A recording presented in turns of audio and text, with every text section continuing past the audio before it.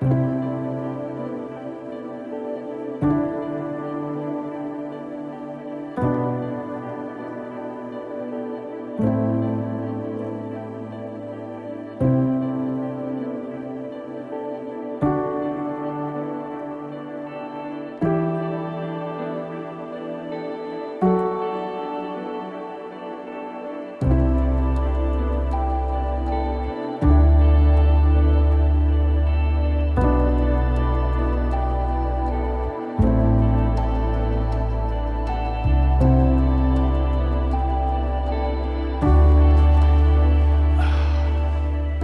everyone, George here, and it's a very great privilege for me to talk to you from the ADA Idea Studio here in Tychy, Poland.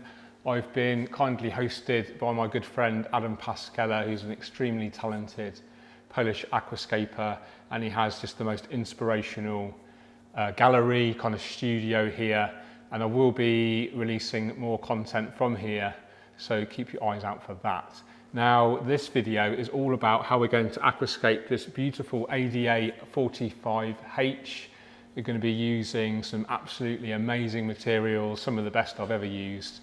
I've got some colleagues which are going to help me along the way as well. Also, I want to give a special shout out to Tropica Aquarium Plants for kindly supplying the amazing plants for this aquascape. So I really hope you enjoy this one. It's a real special one for me to be able to create an aquascape here in this very special place. So please hit that like button if you do enjoy the film. Subscribe if you haven't already. Can't wait to get started, I'm so excited. So my friend Wolfie is installing the power sand. This is a base layer which goes underneath the ADA Aquasoil Amazonia. This is a long-term nutritional base. Also helps to keep the substrate oxygenated down at those bottom layers. It's basically like a pumice and peat mixed together, and using a special technique where we don't want the power sand touching the edge of the glass, so we have like a border where the aquasoil actually goes all the way around, so we just only see the aquasoil up against the glass and we don't see any of the power sand.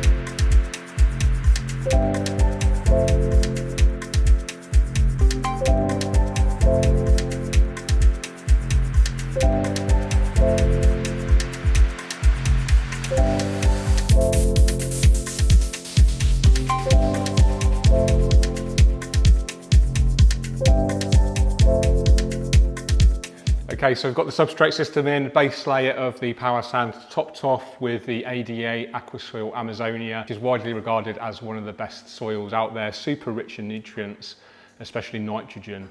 And it is a good learning point actually. We do need to dilute this ammonia spike. What will happen is once you're filled with water, the aquasoil will leach loads of ammonia, and we need to dilute that with huge frequent water changes. Otherwise this ammonia can trigger algae, and obviously you can't be stocking any livestock until that ammonia has disappeared. It's actually quite a good thing because it will seed a new filter, so it's not all bad, and like I said, super rich in nutrients, which is obviously going to help feed the plant roots really well. Now, a very exciting part of aquascaping is the hardscaping process. I always talk about this in my videos whenever I'm creating an aquascape, and today's no exception.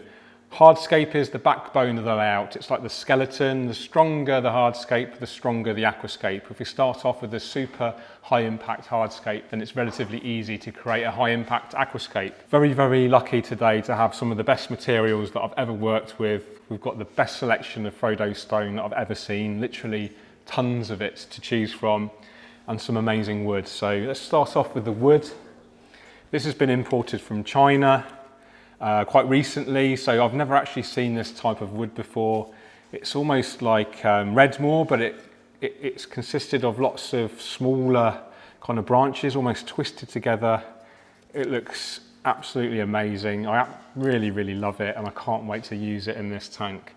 Now, when we're thinking about our hardscape, we need to think about, whoops, luckily that didn't smash. That'd be a nice outtake, wouldn't it? Don't tell Adam. Shh. So when we're thinking about our hardscape, we need to think about the dimensions of the aquarium, not just the kind of volume, but the aspect ratio. So how tall is it compared to how long it is? This is the 45H, so it's 45 centimeters long or 18 inches. It's also 45 centimeters tall or 18 inches, so relatively tall. And we want to accentuate that height. We want to make use of it. So I want to use a real kind of tall piece of wood, which is what I've got here. We just have a play around with it, and we can look at it. You can look at it right now, and we can see parts that we don't want to see. So we've got some unnatural parts here. These have been sawn off, man-made, sawn off pieces here. So we want to hide them. And I would say this would be ideal in the corner of the aquarium, so we can actually use this to our advantage and stick this up against in the corner. And then my thought is either have it hanging, the kind of roots coming down like this, or maybe the roots going up like this. So we'll have a little play around and see what we think. Okay, next I want to talk about Frodo Stone. Now, Adam is one of the biggest suppliers of Frodo Stone to Europe, and he has the best selection I've ever seen. And this one caught my eye because of the kind of tall nature of the aquarium. I wanted to use a tall piece of stone, and we're quite limited in terms of the surface area, so I didn't want to use like a huge stone, otherwise we cover up too much soil, and I do want to plant quite heavily. So this fitted the bill, just really interesting. And we can see this side here, there's a lot more detail, a lot more texture when compared to this side. So my immediate thought is let's have this on display. Now hopefully we can incorporate this with the wood together to create a super kind of high impact hardscape. But it is just a case of trial and error, and this process, you know, should take you a long time. Like I said earlier, it's the most important part of the aquascaping process. So don't rush it. Create a layout, sit back, think about how it looks, how does it make you feel. If you can make it look any better, then do it. Have another go, and just keep repeating this cycle over and over again until you don't think you can make it look any better.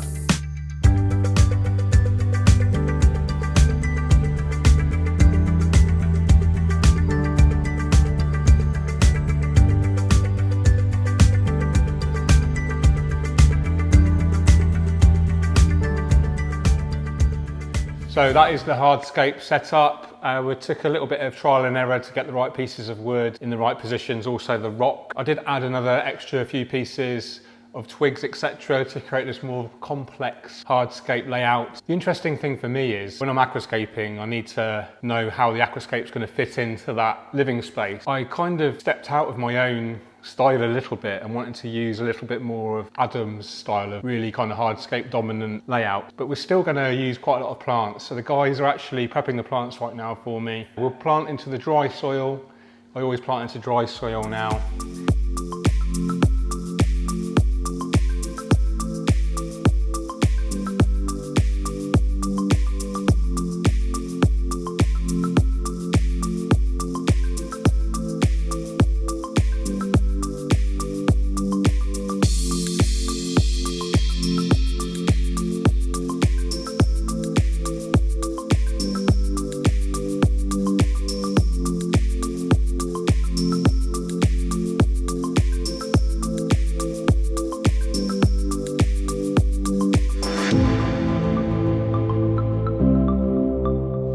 Doing now is I've prepared this bulbitis, so we've moved it from its pot and prepared it as normal, and now I've trimmed off a load of the leaves. Now bulbitis is one of those species which really struggles to adapt from its emergent growth, that's out of water, to its submerged growth. So what we can do is deliberately trim those leaves right off, and then the new leaf growth will be readily adapted to its submerged state. Now I'm just literally just squeezing that in that gap.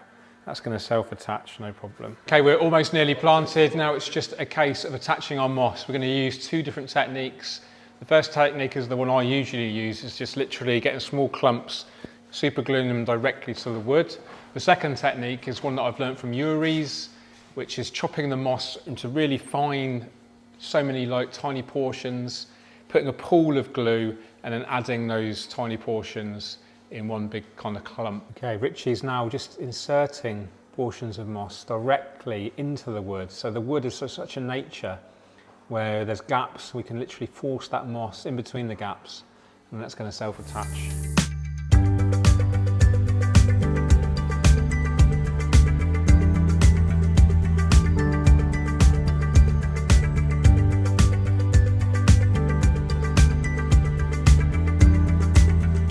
Okay, I'm so excited. It's an amazing layout. I'm so happy with it, and a real special thanks to my friends Richie and Wolfie for doing the vast majority of the work while I've just been filming and having a lovely time. A great piece of teamwork.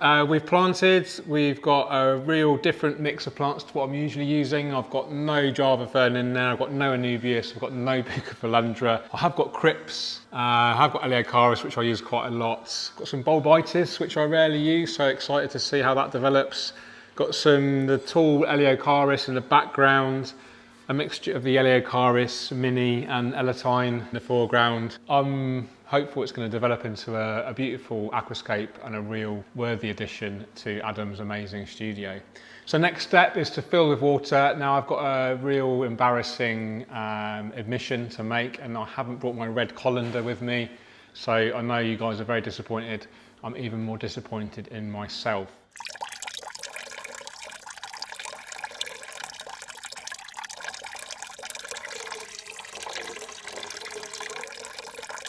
So there we have it, guys. Beautiful ADA 45H setup here at the amazing ADA Studio by Adam Paszczela. Thanks so much to Richie and to Wolfie for helping out with the planting, etc. Thanks to Adam again for inviting me over. Beautiful aquarium, beautiful materials to work with in a beautiful space. So it's a real privilege to bring this video to you guys. If you've enjoyed it, please give me a thumbs up. Subscribe if you haven't already. You take care. Keep on scaping. Cheerio.